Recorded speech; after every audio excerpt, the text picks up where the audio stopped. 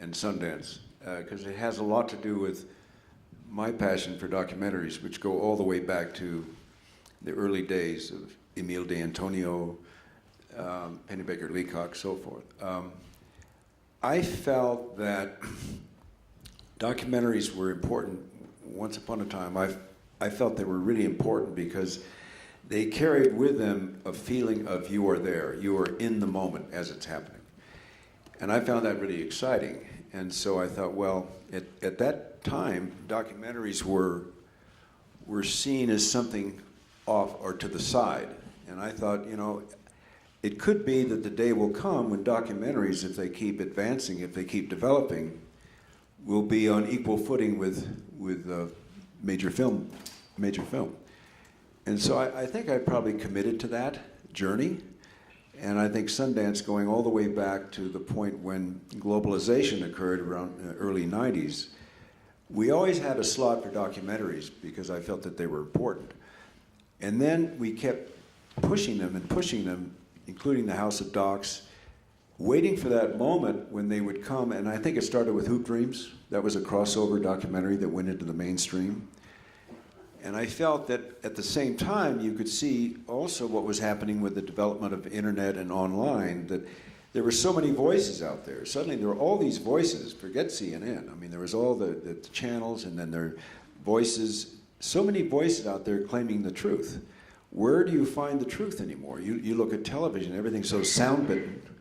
You don't have time to digest anything, and you're moving from here to here to here to here. So I thought, well, wait a minute, where do we have a chance to slow down, take a hard look at something, and spend enough time to go into it to find out what we really feel about it?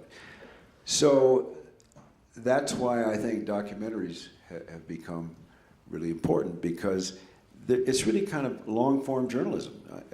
We've kind of lost that in the last years, but documentaries give you the chance to dig into a topic and really understand how you feel about it. So that's why I think we've been pushing documentaries, and we have the Documentary Lab, and that's also part of the growth of Sundance, because when Sundance started, it just started, and I don't want to take up too much time here, but I'm thinking about the beginnings of this as I sit here in this theater and remembering the days when it all started, because nobody votes for new ideas. So when we had this idea of starting the festival, it was an outgrowth of our labs.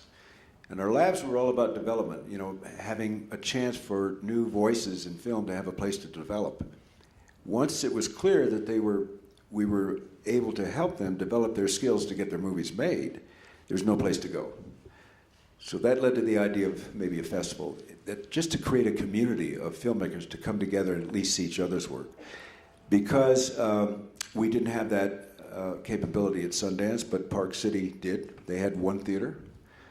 So we came here because they had something that we needed, and at that particular time, we had something we felt they needed. They needed something in that time slot between Christmas and the President's holidays to attract. So that's how it all started.